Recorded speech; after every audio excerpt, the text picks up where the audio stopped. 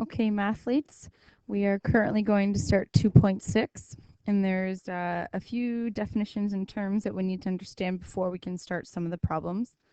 And it all generates from sort of the business and economic perspective. And so these are going to be some rate of change problems. And so if you look at every single business, no matter what the business, their primary goal is to generate a profit. And when they're generating that profit, they have a very small margin that they have to be between where their product cannot cost too much, but then they also don't want it to cost too little that they are not going to make a revenue. So it has to cost enough that it's going to generate a profit, which means they are trying to maximize the profit, which if you think about a maximum, we know lots about maximums at their derivatives. We know that their slopes are zeros. And so this is how this relates to derivatives. So we're going to look at some terminology, and then from there we will do an example. So online there's a template, or if you prefer to write it in paper, you can easily just write it on your note, like on a lined piece of paper. But if you want to write in the template, there's one on the Angel website. So first we're going to be looking at each type of function. And the first one that we're going to look at is the demand or the price function. They both mean the same thing. And so what the price function is it's figuring out a particular price for the number of units sold. So we'll denote it as little p of x, and it's that p of x is the number of units of the product, and it can be sold at a particular price x.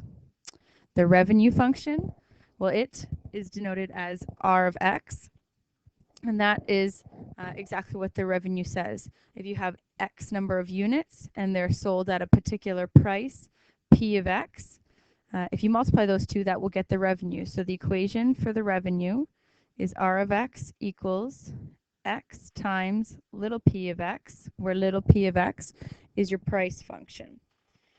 And then the next is the cost function. So I'm just going to scroll down. So the cost function would be the total cost to produce whatever product or service. So that would be the cost for X number of units. And finally, the profit function. The profit function is large P of X, and that comes from the sale of X number of units, keeping in mind the cost. So this can be determined by P of X equals R of X minus C of X. So that's taking your revenue, subtracting the cost to make it, and that's the profit that you earn as a business. And continuing on to the next part where we actually look at our derivatives. So what does marginal mean? Well, marginal means basically indicates that you're going to be using derivatives. So economists use the word marginal, to denote the fact that they'll be taking the derivative of the previous functions that we just spoke about. So the first is the marginal cost function, and the marginal cost function is the instantaneous rate of change of the total cost only with respect to the number of items produced. So you take the instantaneous rate of change only for the cost function. And so that's denoted C prime of x or dc over dx. Those are your two notations.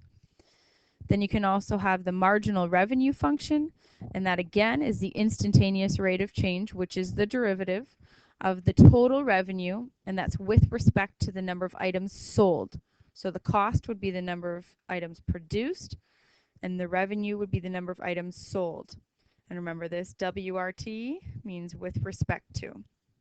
The notation for the revenue function would be R prime of x or dr over dx.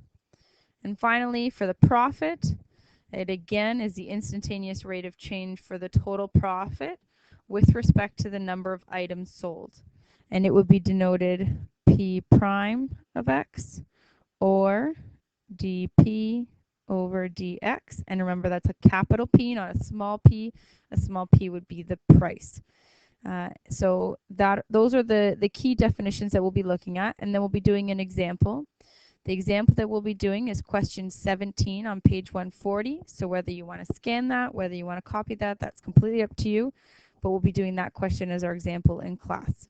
So make sure you come prepared and see you in class.